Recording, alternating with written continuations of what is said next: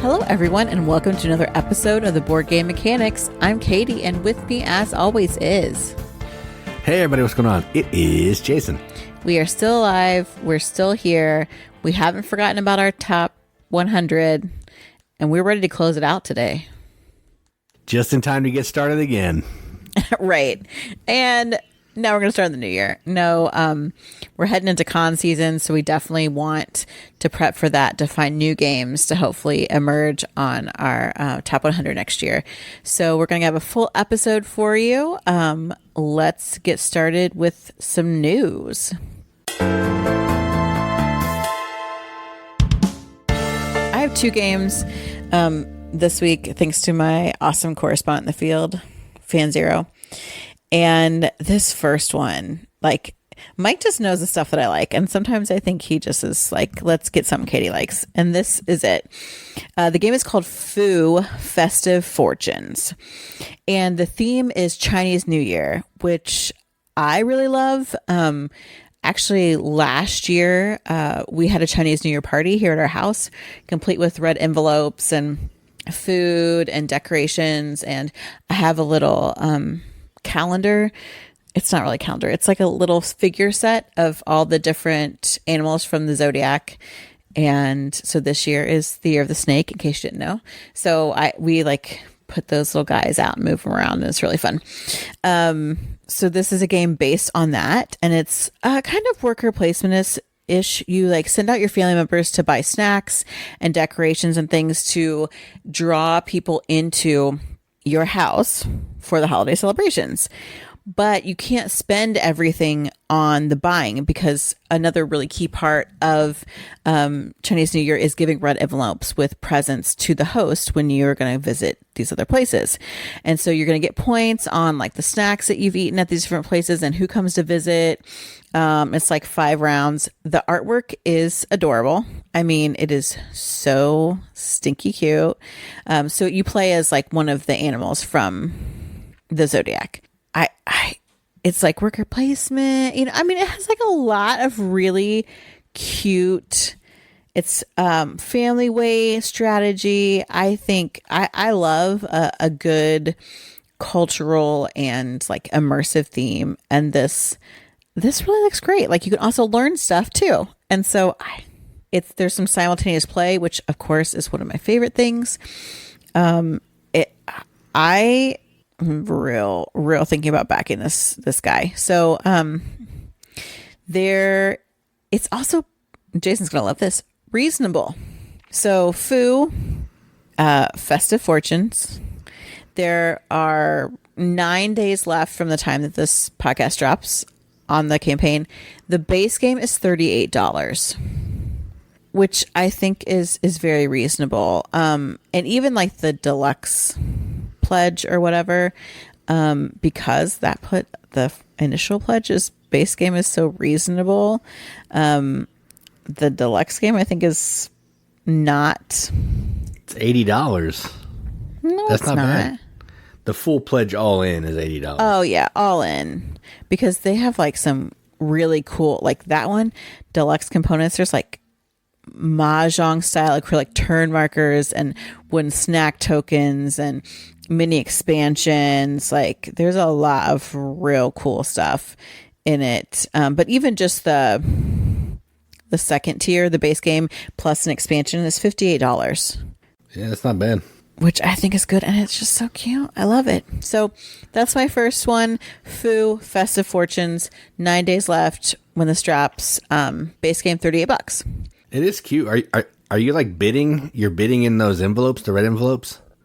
I think that's what There's have a video showing like money in the envelopes. That's pretty cool. Yeah, I think you're bidding to get point. Like if you go, like multiple people go to the same house, like you're kind of bidding with like the gifts that you're giving. Yeah, that's cool. At those houses, it's so cute, man. I'm gonna heart it. Oh, okay. Watch out. Yeah, I can't do it on the computer. I gotta do it on my phone. I know it's not as fun, but hey.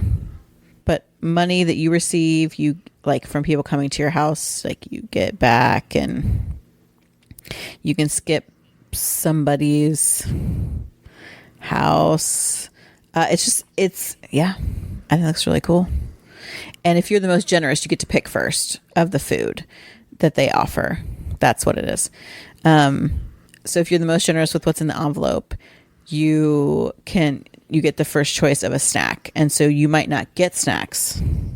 And like having different combinations of snacks that you eat gives you like a scoring too. And also with the bidding, like with the envelopes, like you can't ever give less than you did the year before, because that's like a major dishonor. I just think it sounds cool. It looks cool, and the art is really cute. Oh, it's adorable. Everyone knows, cute Asian theme, dude. I'm in. I'm in. The next game that I want to talk about on Kickstarter also is a game that Jason's theme is. This is one of the themes that he really likes, just because I think he's watched every show known to man about this. Oh, 100% and that's food, I have. It's food truck race. So there's a longer term. It's like food truck race, a simultaneous, I don't know. It's got some weird simultaneous cooking game. Yeah. So you have got a food truck, and it like simulates working a shift on your very first food truck. So you've got obviously a menu to make. You have collect ingredients, and you're going to prep these orders because you're going to satisfy your customers. You don't want to like avoid events that like are going to do negative things to you. And the only thing I don't like about this is it's a race to 50 points. I don't love that. Because it's a food truck race. You've watched me watch the Tyler Florence thing. You know how it goes. That's not a game mechanism that I like. So you got your ingredients, and you're going to serve customers with matching ingredients for your menu. You can spend cash like upgrade things, which is another thing they do in food truck races. Or maybe you're trying to avoid city employees. You're going to charge you like permits and stuff. I think it looks fun. The theme is fun. The one thing I think is really interesting is that there's two different prices for how many players.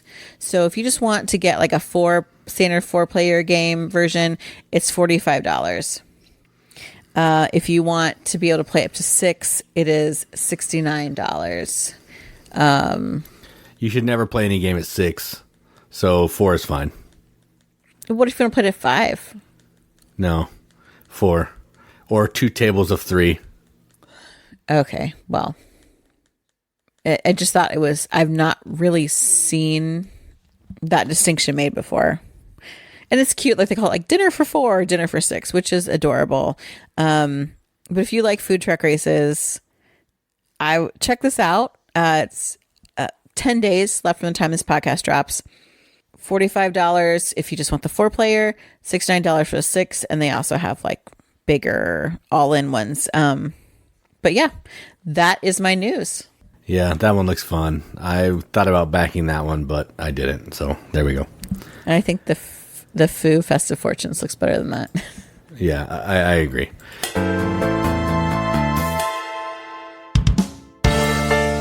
All right, so let's move on and talk about some games that we played. We're going to talk about 2 new games. Well, not new, but new-ish games. Normally we play Old and Busted, but not this time. And the first game we're going to talk about is a game that we played and then I really liked, so I went out and found a copy.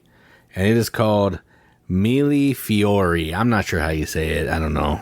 We didn't talk about this one already on the podcast? I couldn't find it, but maybe. I don't know. If we did, pretend like we didn't. We're going to talk about it again. All right, so Mille Fiori is a game where you're playing cards and you're trying to influence these different areas of, I don't even know what country this is. Italy, I think. Yeah. Venice. Yeah, Venice. Venetian glass. But what that basically means is you're going to play a card. You're going to have a hand of cards. You're going to do some drafting. So I'm going to keep a card. And I'm going to pass my cards to the left or to the right. I'm going to play the card. And what you're trying to do is you're trying to get these little glass pieces in these different areas of the board. And each area of the board is going to score differently. You may want to get pyramid shapes in this one area. You may just try to be putting all of your tokens in a line in this other area. But if you can do a bunch of them in a row, all the points before that will score. You're trying to ship off some of your glass and get different patterns. You're trying to move your boat around the sea to score some extra bonuses. And if you have the expansion, there's also going to be this additional track that you're going to be walking up, collecting additional bonuses when you play a certain color card and all that kind of thing. I enjoy this game. It's pretty simple to play. It's a Knizia game, so you kind of know what you're getting there. A lot of math and weirdness sometimes, but this is his version of point salad. Everything you do gives you points. You're going to end the game with 200-300 points. It feels good to get a pile of points. It looks cool. The pieces are fun. The expansion, I think, makes it a little bit deeper because you got a little set collection piece that you got in your little tableau in front of you. And I just really enjoy this game. We have a video if you want to check it out. You can go check it out. If not, you're missing out. So what do you think about Mille Fiori? And if we've talked about it, just pretend we haven't. Yeah, I don't know if we talked about it. If we have, sorry. I really like this game, and for a couple reasons. One is that it is very pretty. Tactile, I like the pieces on it.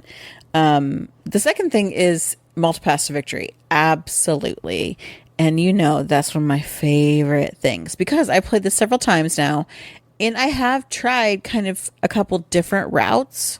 But I feel like you do have to do more than one thing, but you can't do all things intensely. But I would say if you do more than one thing, that the options out there are not limited to this is the only path. Like, oh, you have to go real hard into this, or you're not going to to win, have a chance to win. It is like, well, you can't ignore the set collection piece, or else you'll get no in-game points, and that is a real big bummer because you can get some pretty serious points there. But again, it has that thing that I really like. It just clicks in my brain. I really love that. And I think it looks overwhelming at first when you introduce it to people, but it's really easy to break down and be like, okay, this section does this and this section does this. And you kind of talk about how each one functions differently. And then it's like, okay, you just choose which way you want to go and go for it. And whatever kind of comes out and works for you in your cards, because there's drafting too, you can make that happen. And I think that makes it a game that lots of people can get into, and it's not super long either. So you could probably turn around and play it again after you played it once, but it's enough different that you could bring it back to the next game night and be like, okay, let's try this one again after you've played it once and see what kind of strategy you want to try this time. I really, really like this game. Yeah, agreed. I enjoy it. Actually, I almost put it in the bag again to play because I like it. Yeah. All right. So the next one that we're going to talk about is another new-ish hotness one. Our friend brought this over. We don't have this one, but it was brought over, and it is called Fromage. And this is a game about cheese. You're making, selling cheese, and basically what this boils down to is you're going to have a couple workers that are going to, I think you're going to have 3 different workers, and they're going to be one of 3 different colors of cheese. There's a blue, there's a yellow, and there's a white. They mean something like soft, hard, meat. I don't know. Who cares? Yellow, white, and blue. And as you're playing, there's going to be a section of the board that's in front of you. And on your turn, whatever section of the board is in front of you, that's the section you get to interact with. And basically, in this game, there's 4 mini games that you're trying to accomplish. You're trying to basically get area control in this one section. If you have the most, you're going to score some points. You're trying to sell to these different tables in another section. If you can do that more effectively, you're going to score more points there. You're trying to get cheese on a shelf. You want to have as many shelves as you can. And then you're trying to get cheese in this festival, and you're going to score a bunch of adjacency points. You want to have cheese in a line. But there's also in each quadrant, there's a way to get resources. You're trying to get fruit. You're trying to get more cards. You're trying to get these little wooden cubes that are going to help you unlock these special buildings on your player board, because they're going to help you do additional things and help you maybe produce more cheese, more cards that you can complete, all that kind of thing. Really simple game. Another interesting thing is you can't get your worker back until it's looking at you. So as you're playing a worker, the better action that you're taking, the longer your worker is going to be sitting in that board. So you may have that worker kind of out for 4 rounds before you get it back. So you're really trying to plan, like, do I want to just take a crap action and get my worker back immediately, or do I want to really go all in and have to wait a while to get it back? Really cool mechanism there. Kind of feels Zolkin-y, but that's probably the best thing. It's a pretty simple game, honestly. You're just trying to put your cheese on the board and score points in different ways. Cool little mini games, but I don't know. It's not as good as Mille Fiori by any means, and it's not one that I feel like I need to own, but I'm glad that I played it because the worker thing was pretty cool. So what do you think about Fromage? Yeah, it was okay. I think I wanted to like this one more than I did. And like the whole time I was like trying to do stuff and I don't know that I was successful. And most of the time I kept thinking, I have no idea if I'm doing well or not doing well. I don't know if I'm going to get a lot of points or any points. I just was like, let's just see how this shakes out. And I'm just going to do what feels good with what's in front of me. I mean, I had like zero strategy, essentially. I had no idea what's happening majority of the time. The way that the workers go out and go in kind of different orientations that kind of determine how your turn is going to go and how long you can take it and stuff is cool. But I feel like it's a little gimmicky because I don't think the gameplay is as deep as I would like it to be. So it's fine. I know there's an expansion that just kickstarted not too long ago, so maybe that will really like kind of up the depth or make it something that I would really like. But as it is, it's okay. Yeah, I agree. All right, so those are 2 games we played. Let's finish up our top 100. All right, the top 100. It is time. You've been waiting for like what seems like 2 years for us to finally get to our top 10 games of all time. And to be honest, if you have been paying attention, you're like, man, they've not done a lot of crossover. Well, that's because we've been waiting for the top 10 because it's clear Jason and I like to play many of the same games. There's a few differences and some of his I have mentioned before. These games are games that we love. We want to bring out all the time. I want to get other people to play. I think about these games often when I'm not playing them. I see them on the shelf and I long for them. These are the creme de la creme of games for us. And you'll notice they all kind of are of a similar type, I would say. So Jason, start us off with your number 10. All right, so my number 10 is actually a game that I just relearned not that long ago because it's pretty beefy, and it's called Woodcraft. And this is a game where you're these little woodland creatures, and you're trying to collect different colors of wood to make different types of things. And what that means is you're collecting dice of 3 different colors, and you're trying to cut the dice into different values. Like if I have a 6, I can cut it into 4 and a 2, a 1, a 5, whatever, of certain colors. I need glue, I need wood, and I'm trying to make like different things. Then that's all done through a rondelle. You're going to take an action out, and the action that you take on the rondelle, you're going to move to another section. It may give you a bonus, lets you do some different kinds of actions, and you're just trying to be as efficient as you can, score as many points as you can. Meanwhile, having the option of about 1,000 things that you can do, which is a ton of fun. So this is a good game. It's pretty beefy. We don't play it a lot, but I really want to play it again, and that would be fun. So my number 10, Woodcraft. Yes, I do like this game. And more than you. We'll just leave it at that. My number 10 is a game that I think honestly got rid of a lot of other games for me in terms of what I want to play. And that's Earth. Terraforming Mars is good. And then everyone came along and said, what's the one with the zoo and the animals? Ark Nova. Ark Nova. Oh, the Ark Nova. It's a Terraforming Mars killer. Ark Nova is amazing. And I mean, Ark Nova's fine. It's got some problems. But I think all of what those games wanted to be is Earth. It is a tableau builder. You're making your earth essentially. So you're playing like biomes and different kinds of plants and animals and or not animals, just plants. I think there's an expansion coming out now on Kickstarter or something. Oh yeah, you're right. Yeah, there's animals now. Yeah, yeah. Sorry. Which I am intrigued by, but I just the base game is so good. You're kind of the nice thing about it is it's a game where I'm taking these actions, but you can take a weaker form of the action, which I think is really cool. Because then people are always engaged. You are growing sprouts on certain things. You can grow tree, like you've got your own goals. There's some group goals. Like it just points out the yin yang and you play your game to the best of your ability. Like, and then at the end, we'll see how it shakes out. And I freaking love that about games. And this has a lot of cool stuff going on. I love the pictures because you're also kind of learning. It's not in space, which is, it does a lot of things similar to terraforming Mars, but I don't want to be in space, dang it. And so this is Earth and it's great. I like to look at the card.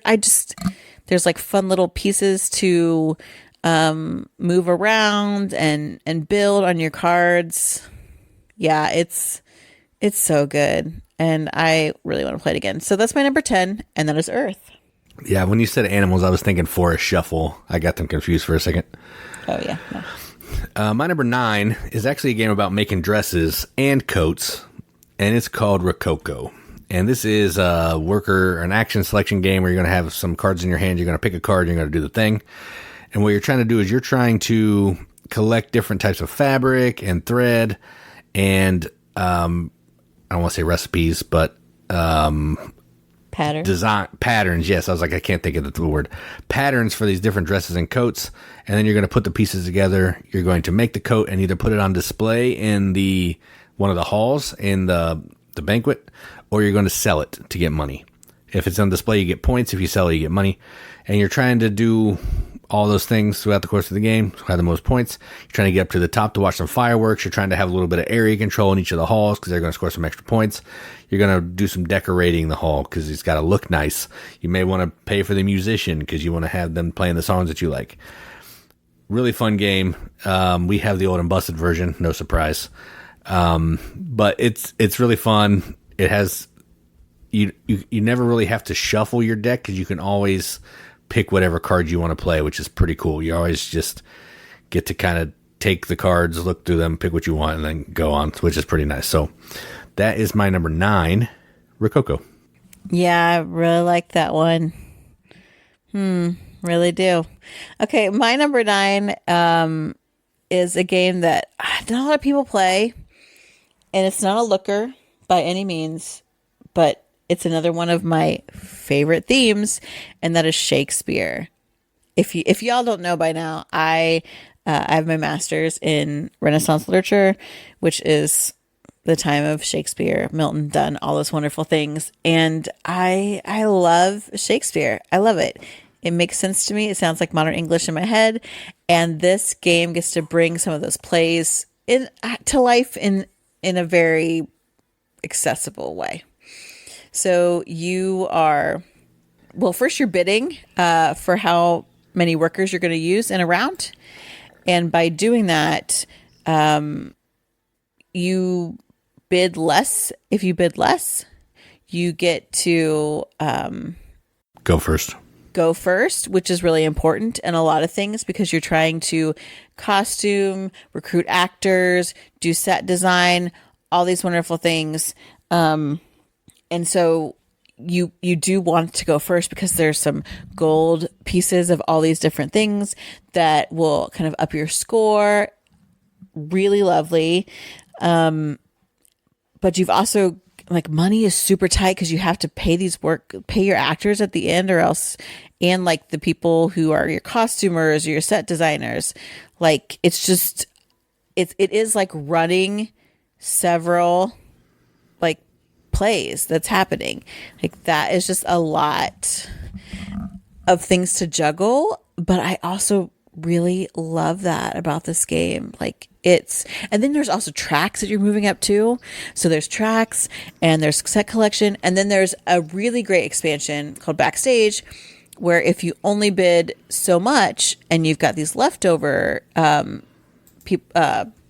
workers that you didn't bid with, you can then use them backstage, and you do get to like benefit a little bit, like maybe a lesser action from the backstage pieces.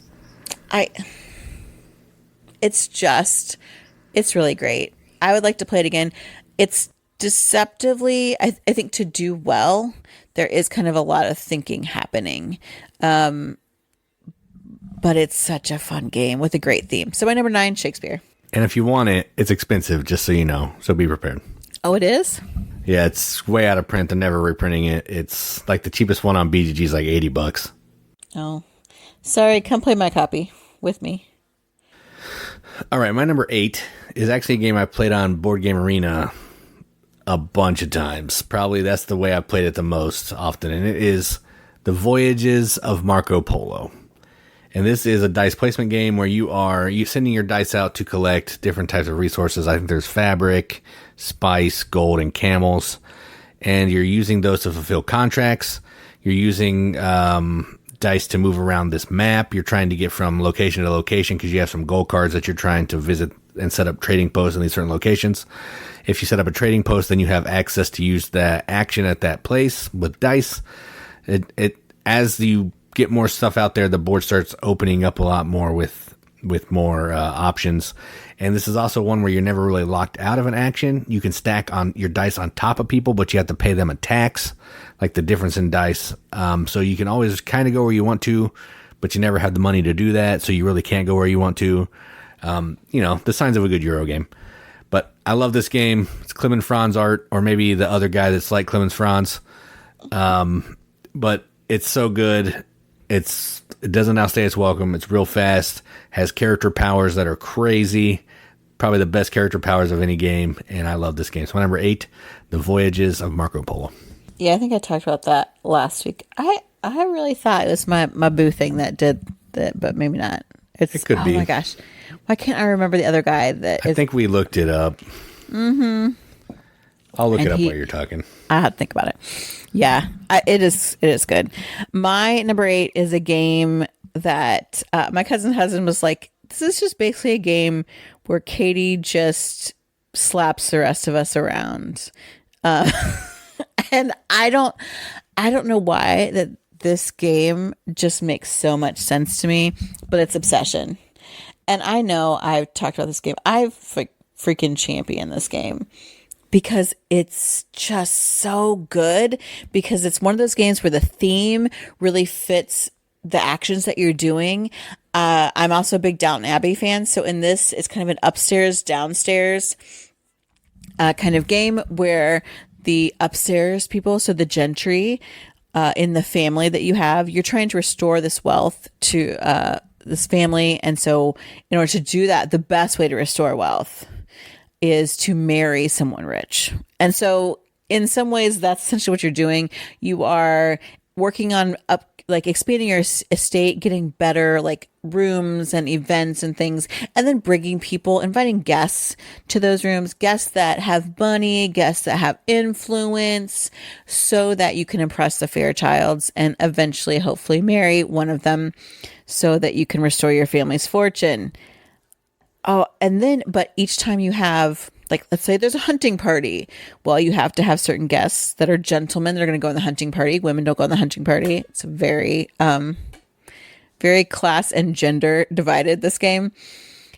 And then, well, you have to take servants with you on the hunting party. You're going to need some, maybe need a butler who's going to organize it. And then each person is going to need a footman.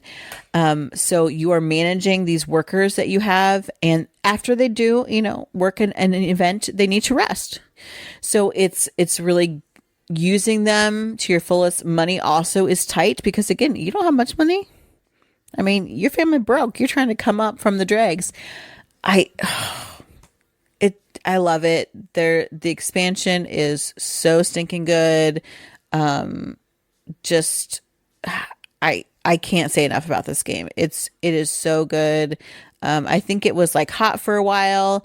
People really wanted it because there was like kind of limited printings happening, because I think the designer just is the one who's kind of was publishing them in runs. Is that right? Correct. Yeah. It's like just him by himself. Yeah.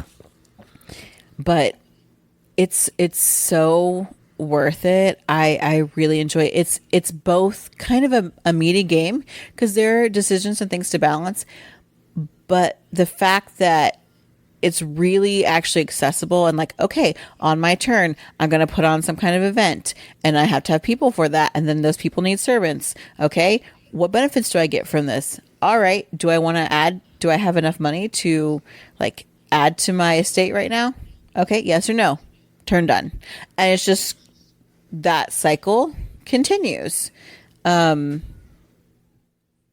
It's fairly easy. Once you play one round, you're like, oh my gosh, I got this. And I find it very rewarding. So I love it. My number 8, Obsession. Yeah, I'm pretty sure this was on my list somewhere, but yeah, this is a good game. All right, my number 7 is a Stefan Feld game with a co-designer. I can't remember his name. Oh, and the artist for Voyages of Marco Polo is Dennis Lohausen, which I'm pretty sure we looked up last time. Yeah. Yes, Lohausen. I totally can't remember him. So my number 7 is Stefan Feld with a co-designer, and it is called Merlin. This is a dice placement game, kinda. You're using dice. It's a roll and move-ish, kinda. You're using dice to move around this knight that you have on the board. And there's also a white die that will let you move Merlin. He can go either way. Your knight can only go clockwise.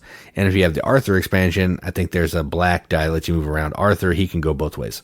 And what you're trying to do is you're trying to get to these different locations, and you're trying to collect flags. You're trying to get shields to defend off bad guys. You're trying to collect cubes because you want to build buildings in this little like environment thing that's there. You're trying to do these different types of contracts, get people in certain areas so you can fulfill these contracts. And at the end of each round, you got to fight off the baddies that are trying to infiltrate your wall. That's what the shields are for. If you can't do that, you lose some points. If you have expansions, there's a whole bunch of other ways to score points. We have an expansion we haven't even played yet. It's a fantastic game. You can use apples to manipulate the dice value, so you're never really stuck. I love it. It's great. Another Dennis Lohausen art. But yeah, it's kind of beefy. It goes on a little bit long, so we don't bring it out a lot. But man, I could play this all the time. If it had a solo variant, does it? No, it doesn't.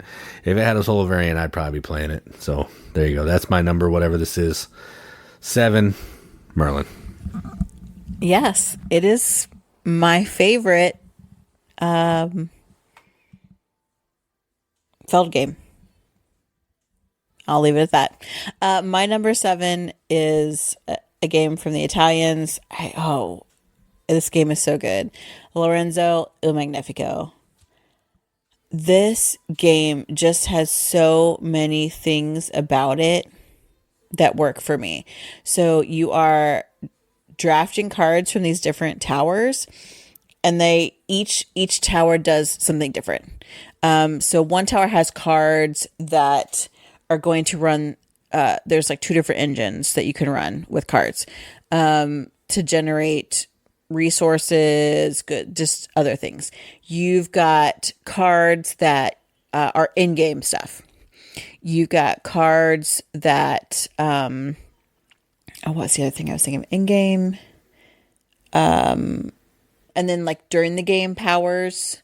Also, everyone has a hand of cards that are kind of expensive to play, but they give you like crazy bonuses and items and so it's just like, how do I get these different, there's also tracks. So you have to have certain amounts of military or different things to be able to even draft, and money to draft certain cards, which it's always like, I want that. And the drafting happens based on these dice that you share with everyone, right? No. Yeah, there's 3 different colors, and everybody uses the same dice. Shared dice, and the colors like correspond to these different towers. It's pretty simple what you do on a turn, but the choices are bananas. Like, anxiety inducing, like, oh, I gotta have this card. I can't have that card. I don't have enough military. Okay, well, can I do this one? Oh no, someone else. It's so good. I really like it. It doesn't get played that much because I think can be overwhelming to people. There's an expansion for this that I don't think we've played with. No, we do have it. We just haven't played with it yet. It adds an extra tower. Yeah, it's just really good. So my number 7 is Lorenzo Il Magnifico. I'm actually playing this on Board Game Arena right now. It is really good. All right, my number 6 is a game, I don't know who it's by actually, but it's called Iki, I-K-I. And we have the original version with the cool traditional Japanese art, but there is a new modern version that's more popular. And this is a game that's basically about setting up different shops, and you're trying to run the shops to score points. And the way you're doing that is it's a rondel. You're going to be moving your little character around the rondel so many steps, and you're going to visit a shop. If you visit a shop that someone else is at, some shop where you and someone else is, you both get a little bonus, but you can activate one of the shops. And then if you activate the shop, you're going to age up the shopkeeper to make it better in the future. And then every so often, so many rounds, a fire might break out and it could burn up your shop unless you have, firefighting protection or fire protection, or you're good at fighting fires. And you're just trying to be the best shopkeeper that you can, score the most points that you can. There's also fish that you can collect, set collection, and there's a tobacco and pipe. I don't know why, but they're in there.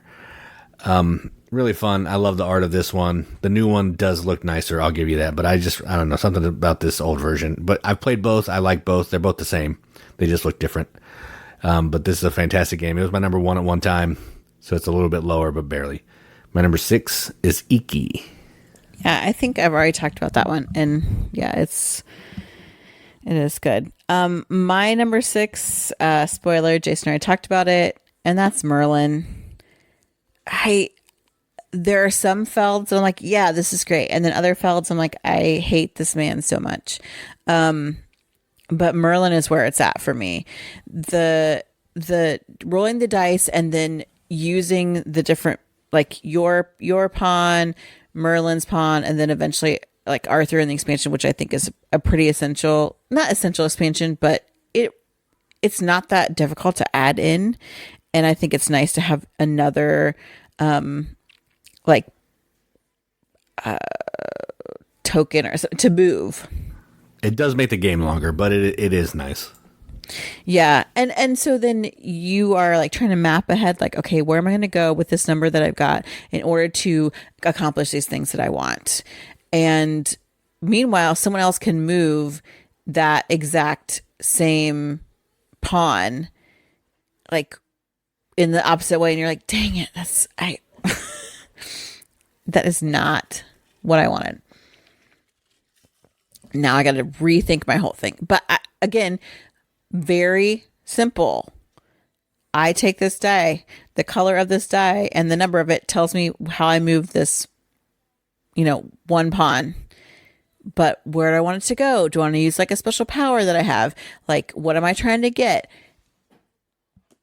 Great decisions. I actually really like the look of this one.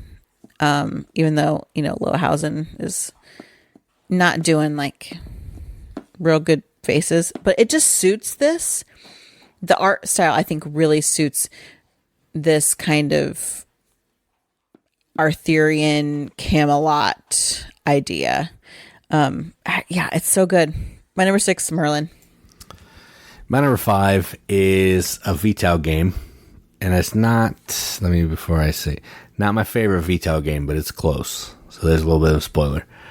And it is Vinhos. And this is a game about buying vineyards, making wine, selling wine, and entering wine into a wine fair. And you're doing that through this little cool action selection grid. There's 9 different spaces. Each turn, you're going to move this little wooden piece to another space.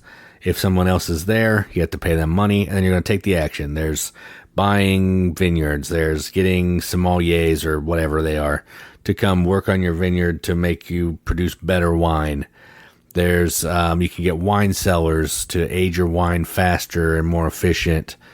You can go to the bank because you're going to need money. You can level up you take these cubes off the areas, put these cubes on the areas, to make it more beneficial when you're selling wine. It's so good. Of all the Vital games, it's one of the easier ones to play and teach, and I know that because I have taught this one a few times, and I don't hate teaching this one. It's one that I would gladly play. If someone wants to play a Vital, this one and the one that's higher will be the ones that I would pick out first, because they make the most sense thematically, and they're themes that everybody kind of understand. At least this is a wine theme. Everybody kind of understands what wine is and how it works. So this is a fantastic game. Again, we have the old and busted version. There is a new version that makes a little bit of changes, but you can also play the basic game as well if you want to on the new version. So my number 5 is Vinhos. Yeah, I talked about this, and I agree. This is like if someone plays viticulture and they're like, I think I'm ready for the next level, Vinhos would be the next level for sure. It's good. My number 5, Jason also already talked about. He just takes all of my things. It's Rococo. I want the new version because it's so beautiful and it has the point tracker around it. Yeah, that point track is a necessity. Those point tokens suck. I'll give you that. That's the worst part of this game, those point tokens. Yes. But the fact that you, in some ways, almost are deck building with the different, workers that you have in the deck to do different things, I think is really interesting, that you can upgrade them and dismiss them in order to make other things really work for you. Like that is really cool. That interplay between let's get money, which you always need, and yet the area control at the end is super important. Like you want some in-game points in this. Yeah, it's so good. The other thing, my grail game is the jewelry box expansion to this. Oh yeah, that's impossible to get. And there's some Christmas something too. Those are easier to get. They're just colored dresses. Yeah, but the jewelry box, it's impossible. But I would love it because this is such a good game. So my number 5 is also Rococo. All right, my number, what are we on? 4. My number 4 is a game from the Italians. There's a lot of Italians in this list. And it is called Coimbra. And this is a game, it's a dice drafting game where you're drafting these different colored dice, and color and value mean something. When you take a die, you're going to assign it to one of these sections, and based on the value of the die you put at these sections, it's going to let you buy a card for that amount of money. Color of the card doesn't matter, but you have to spend that much money. Then later, you're going to be able to use the color of the die to go up on the income track of that color. So you're kind of balancing, cards to help you move up, plus die to help you move up. And the dice are also going to let you move around this map to let you get a bunch of bonuses. The cards are going to give you this engine that you can run, or maybe in-game points. And there's also some military and some money tracks. You got to have tracks. It's a fantastic game. It has awesome production, cool art. The dice go in these little castle-looking things that are really neat when you sit them on the board, so you know that they're yours or your color. It's a fantastic game, and I really like it. So that's my number 4, Coimbra. Yep, I really like it. Dang it, you're the worst. I'm spoiling every one of yours.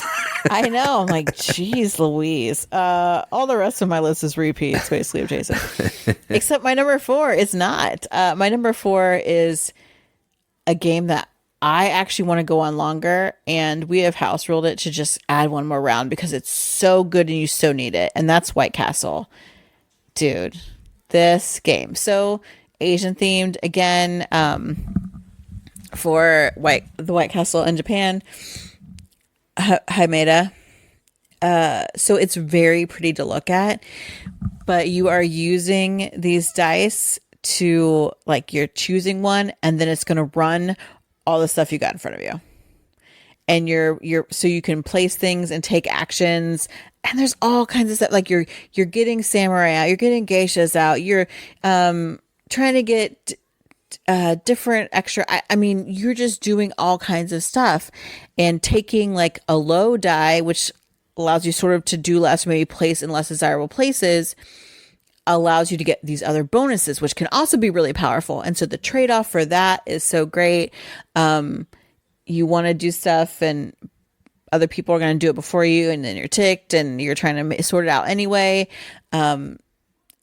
Multiple paths to victory, because there's lots of different areas that you're placing in, that you're gathering things. I mean, to me, that is, again, a beautiful thing in a game, is where there's lots of different choices, but all the choices, you kind of make what works with what you've got, and you have a viable strategy in very different ways. And I think I have played this probably differently every time. It hits so good. It's been a while since we played it, and it makes me real sad, because this game is like chef's kiss. It's so good. My number 4, White Castle. Yeah, it is a good one. 9 turns is definitely not enough at all. Okay, my number 3 is a game that I definitely would like to play more, but it's not everyone's cup of tea, and it is called Concordia. And this is a game about, you have a hand of cards, and you're playing a card down to take an action. The interesting thing is, once you play a card, you can't pick that card back up again until you play another card that lets you do that. And what you're trying to do is you're trying to collect resources. You're trying to trade resources, ultimately to be able to build these different buildings on these locations in the different territories to try to score points. And you're moving around your ships, you're moving around your workers, trying to build more ships and more workers so you have more flexibility of movement. Acquire more cards, because there's some scoring at the end. If you have enough cards of a certain type, it can like multiply your points and stuff. So there's a lot going on. The base game by itself is fine. You don't even need expansions. People say you do, but they're wrong. The base game is just fine. It's good. It's solid. The card play is fun, and I enjoy it every single time. So my number 3, Concordia. Who doesn't like this game that keeps us from playing it? Everyone loves this game. I don't know. Maybe I just don't want to teach it, or it goes on long. I don't know. I feel like every time, like that, this is a game that so many people love. It's classic trading in the Mediterranean. We have the salsa expansion, which is good. Yeah, I like it. It's not necessary though. But no, even without it, it's good. Yeah, Concordia is such a good game. My number 3, once again, was stolen from me, because I apparently like all these games better than Jason. And that is Woodcraft. Oh my gosh, this game. We played, our friends Chris and Amy had it, because they're New Hotness people, and it was New Hotness. And after we played it the first time, I could not stop thinking about it. The choices that you're making, how you're using like the rondelle, and it's moving. So like things are changing, what you can get changes, waiting for certain one. I mean, then it's like, okay, well, can I do this contract? What can I take? All right, what's going with my board? What can I unlock here? Like, I love that. And I think it is probably too heavy for a lot of people, the casual gamer, because there are a lot of things to constantly manage. Making sure that you can split things if you need to, glue things together if you need to, that you're getting the right kinds of wood that you need different times. Do I need to grow some trees myself and not just get it from the rondelle? But to me, like that challenge, it just hits this great sweet spot of not overwhelming, like to where some of like Uncle Vitel's games, I'm like, dude, I don't even know what's happening. But enough to like engage my brain. That's so good. My number 3, Woodcraft. It is a good one. All right, my number 2. This has to be on my list because it's basically only tracks. That's it. And it is Tapestry. This is 4 tracks that you're moving up taking awesome actions. Or if you want to use the expansion, there's 5 tracks. And that's the game. On your turn, you're either going to move up on a track, do the action that you land on, or you're going to take an income turn and kind of like pass and collect some stuff. And as you move up on all these different tracks, they're all going to do things different ways. There's like an exploration track to let you put tiles on a map where you can like do some conquering and all that stuff. There's a military track where you can take over people and expand. There's science that's going to let you basically interact with all the other tracks. It's going to move you around. And then there's an invention track, which is going to give you these invention cards that go next to your board, and you can like create them as you move up along things, and they kind of work with your neighbors and all that stuff to give you extra bonuses. I love this game. It's everything that I want in a game. It's tan, it's tracks, and it's awesome. So my number 2, Tapestry. Yeah, don't play it with the expansion. It's terrible. I'll just That expansion. There's another expansion that's good, but I don't like that one. The entertainment or arts and yeah. The architecture part's good. The art's not so much. Yeah, it's not good. My number 2 is by the Italians, and it also has tracks. It's Coimbra. Okay, Jason already spoiled it. This game has gone back and forth to my number 1, my number 2. I've enticed many people to play it, and I think they mostly enjoy it. Using these dice in the like getting in the particular way to bid and win the cards that you want. Again, multiple paths to victory. Like I always play the cards that allow you to do something like on every turn. Other people really go in for the end of game scoring cards. You don't want to neglect the tracks either. There's like points on points and points all over the place. I love the artwork on this. It stimulates my brain in a great way because again, like you can do your thing, I can do my thing. We're still have some good viable options here. And you always feel like you are moving forward. You can purchase cards with 2 different types of currency. So like balancing those, and it just gives you kind of a real big opening there. Yeah, it's colorful, it's pretty, it's tactile, it's awesome. So my number 2, Coimbra.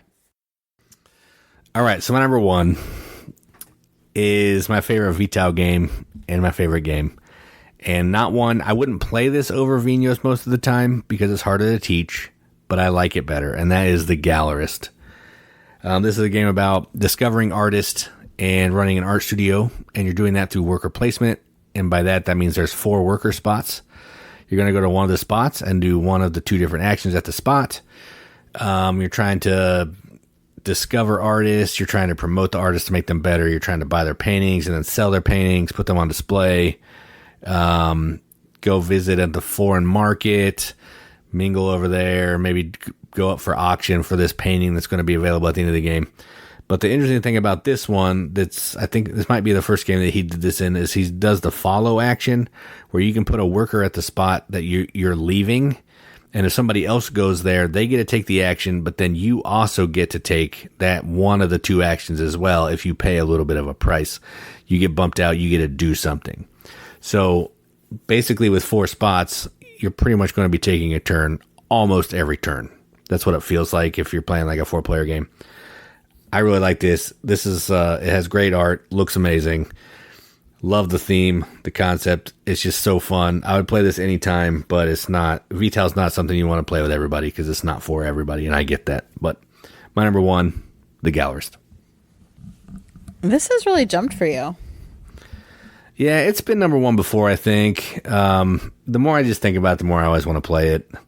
Again, I'm not going to play as much as Vinhos, but man, if this was here right now, I'd probably just have it set up and just play through it a couple nights in a row by myself because I love it. It is good. This is Tool art. Yeah, it's Eagle Griffin and Ian O'Toole. Yeah. It's nice and clean. It's just it is very good. It's very good. Probably, I'm pretty sure it's my favorite Vital game for sure. My number 1, Jason did not spoil, and I think he didn't because we haven't played it for quite some time. But it's Grand Austria Hotel. This is not a surprise. And honestly, I haven't played it in a while. We have the Let's Waltz expansion. We have not played that together. I've read over it, looked at it. So I played it by myself once too. That's it. We haven't played it together, and we just need to. I actually think we need to play this with our regular gaming group because I think they would like it because thanks to some of you lovely people, I have really awesome upgrades for the different items in the cafe. So if you don't know, Grand Austria Hotel, this is a dice drafting game, and different numbers of dice allow you to, the different number on each die lets you do a different action. And the number of dice that are there kind of gives the strength of the action. So you are hiring workers to work in this hotel that you have. You are opening rooms to prepare them for guests. You are the guests while they're waiting to go into a room are being served at a cafe. You're fulfilling their orders at the cafe. You're then putting guests into rooms. You also periodically, the overseer comes and slaps you around and you're like, oh crap, I got to get ready for that. So you're moving on tracks. There are lots of things to manage, lots of ways to score points. I love every single one. This game was one of the very first games that was multi-pass victory, was just this kind of management dice drafting, and it's still, gosh, a game that I always want to play. So my number one, Grand Austria Hotel. No surprise to anyone. Nope, not surprised. All right, I'm going to count down my 10. My number 10 is Woodcraft. My number 9 is Rococo. My number 8, The Voyages of Marco Polo. Number 7, Merlin. Number 6, Iki. Number 5, Vinhos. Number 4, Coimbra. Number 3, Concordia. Number 2, Tapestry. And number 1 game of all time, The Gallerist. Mine are all spoiled by Jason. My number 10 is Earth. Number 9 is Shakespeare. 8 is Obsession. 7 is Lorenzo Il Magnifico. 6 is Merlin. 5 Rococo. 4 White Castle. 3 Woodcraft. 2 Coimbra. And number 1, Grand Austria Hotel. We have done it, my friends. We have made it through our top 100 of all time up to 2024. So I know several of you have been popping like some of your games on your lists. I definitely want to know your top 10. So if you haven't done a ranking, put together a top 10. I want to hear it. Any of our socials, we've got YouTube, we've got Facebook, we've got Insta. I think Jason sometimes still does the Twitters, or did you get rid of the Twitters? No, I still have it. I just don't post on it that much. Okay. There's a Discord, which no one really chats in that anymore. Not in ours. There's some other ones that are super annoying, but not in ours. Yeah. Yeah, because we talk to usually the rest of you in other ways. Yeah, I'd love to hear about it. What are you guys playing? I love to hear those things too, because I'm always looking for new games to make it into my list and break the top 100. Yeah, and the next episode is going to be not Gen Con, Origins preview. So let us know if you're going to be going to Origins. Maybe we can meet up, hang out, play a game, have a sandwich, because I love sandwiches. What? Yeah, I don't know. Get a bite to eat. I don't know. I was trying to think of a word, and sandwich just came up to mind. We don't get sandwiches. Normally, we go to the North Market, and we end up getting poke bowl. Well, maybe I'll get a sandwich. Maybe I'll get a sandwich. You can get a hot chicken takeout. It's good. I'd rather have poke. Okay, so you're doing this to yourself here. I gave you an opening. That's correct. But anyway, let us know if you're going to Origins, and we'll try to meet you there.